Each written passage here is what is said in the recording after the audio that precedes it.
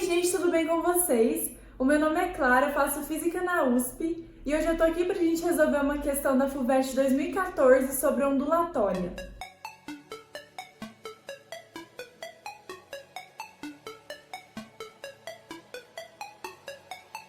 O enunciado é: o Sr. Rubinato, um músico aposentado, gosta de ouvir seus velhos discos sentado em uma poltrona. Está ouvindo um conhecido solo de violino quando sua esposa Matilde afasta a caixa acústica da direita, CD, a uma distância L, como visto na figura abaixo. Em seguida, o Sr. Rubinato reclama: não consigo mais ouvir o lá do violino, que antes soava bastante forte. Dentre as alternativas abaixo para a distância L, a única compatível com a reclamação do Sr. Rubinato é... Então, primeiro vamos contextualizar o que está acontecendo nesse exercício.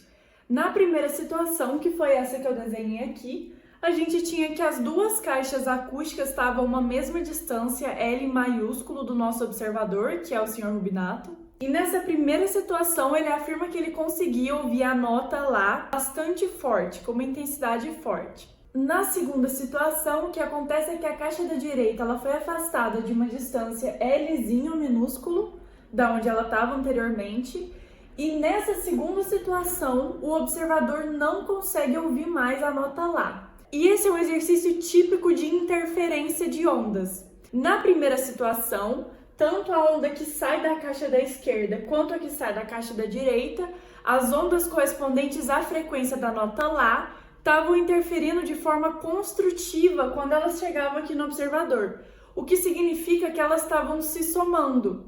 Então, por exemplo, se a onda da caixa da esquerda chega em uma crista, a onda da caixa da direita também vai chegar em uma crista.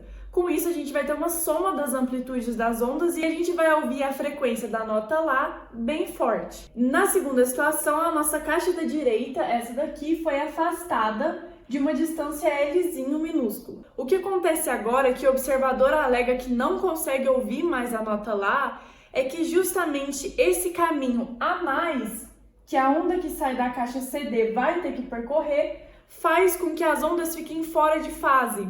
E então vai acontecer uma interferência destrutiva aqui na posição do observador. Então, por exemplo, a onda que sai da caixa CE continua percorrendo o seu mesmo caminho que ela fazia aqui, e chega, por exemplo, no observador em seu máximo, numa crista. Enquanto que esse caminho Lzinho a mais que a onda que sai da caixa CD tem que percorrer, faz com que ela chegue aqui no observador em um vale. Então a gente tem o máximo da onda vindo de cá e o mínimo da onda vindo do outro lado.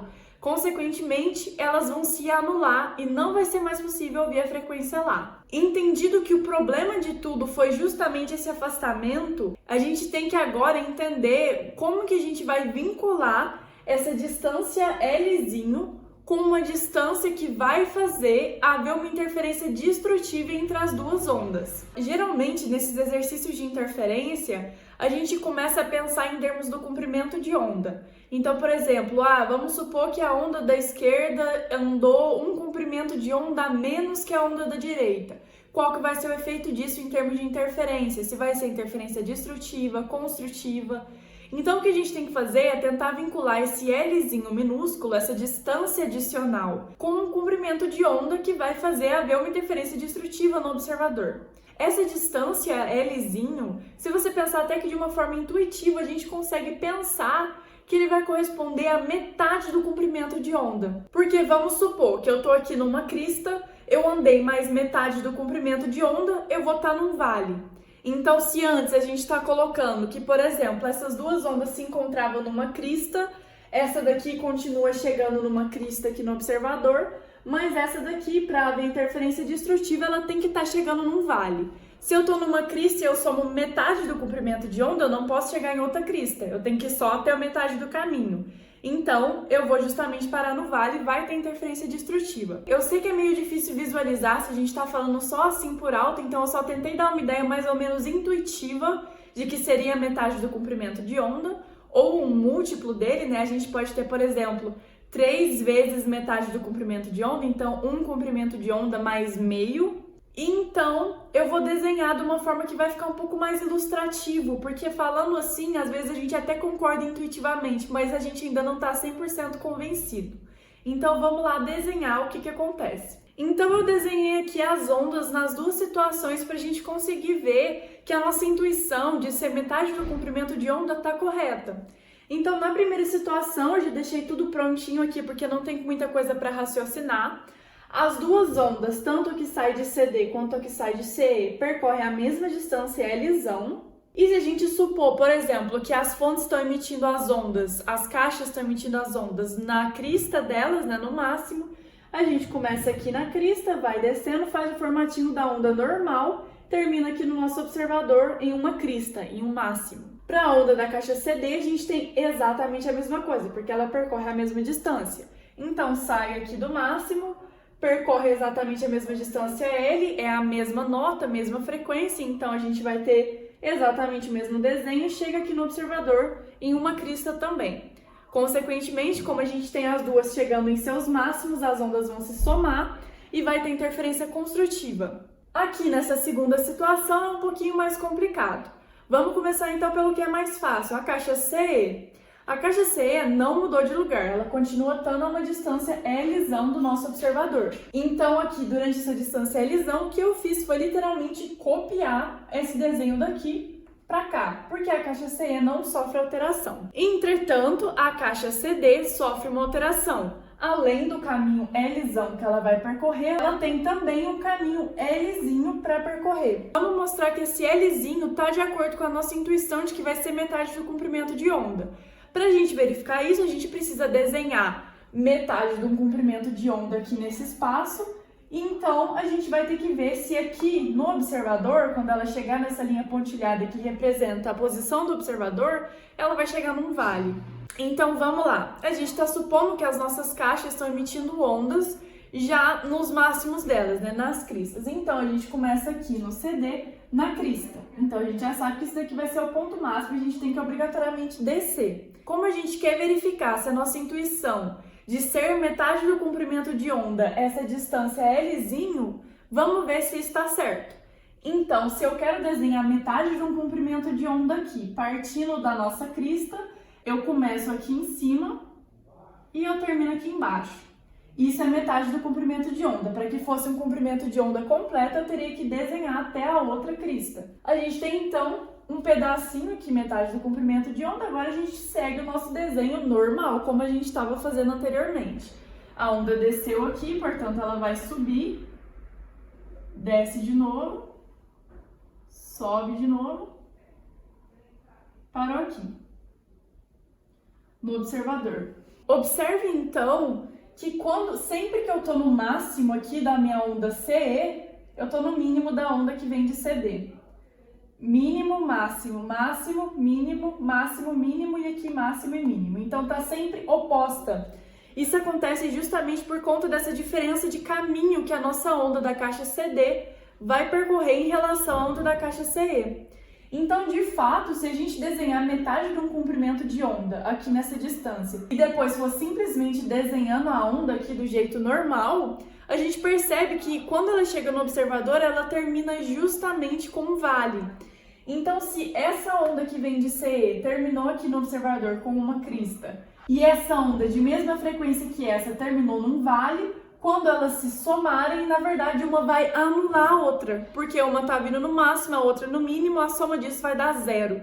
Então, a gente vai ter um cancelamento da nota Lá totalmente. Então, beleza. Se a gente conclui, então, que o nosso L corresponde à metade de um comprimento de onda, portanto, lambda sobre 2, basta a gente usar aquela equação da ondulatória que a gente sempre usa para problemas de ondulatória. V igual a lambda vezes F. Velocidade é igual a comprimento de onda vezes a frequência. Beleza, então se a gente chegou à conclusão de que, de fato, a distância Lzinho tem que ser metade do comprimento de onda para ter interferência destrutiva, vamos usar a equação fundamental da ondulatória para descobrir quanto é o comprimento de onda da frequência da nota Lá. Então, da equação fundamental da ondulatória, que é V igual a lambda F, a gente consegue achar o lambda, porque naquela caixinha cinza de informações que tem na nossa questão, ele dá a velocidade do som e também a frequência da nota Lá. Então, substituindo os dados como ele deu naquela caixinha cinza de informações, a velocidade do som é 330 metros por segundo e a frequência da nota Lá é 440 Hz. Tá tudo no SI, então a gente não precisa se preocupar com converter unidade. Então vamos passar esse 440 aqui dividindo, a gente vai ter que o lambda é igual a 330 sobre 440. A gente pode cortar esses dois zeros aqui. E então a gente vai ter 33 sobre 44, que dá 0,75 metros. Então, passando isso daqui para centímetros, porque as alternativas são em centímetros, basta a gente multiplicar por 100. Então, a gente tem 75 centímetros. Entretanto, não é o comprimento de onda que o exercício está pedindo, ele quer a distância Lzinho. A gente concluiu que a distância Lzinho é igual a lambda sobre 2.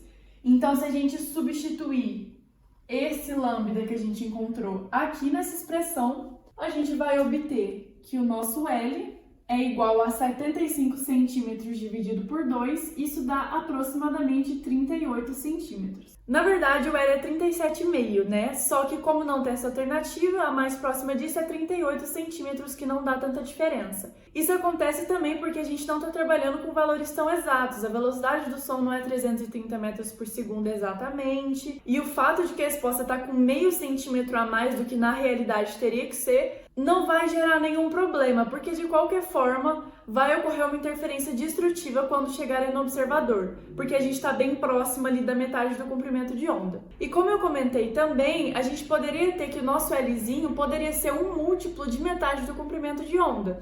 Então a gente poderia ter que o Lzinho é um comprimento de onda e meio, ou seja, sempre tem que ter andado ali em algum pedaço metade do comprimento de onda. Se ele andou literalmente metade do comprimento de onda, seria 37,5, 38 centímetros.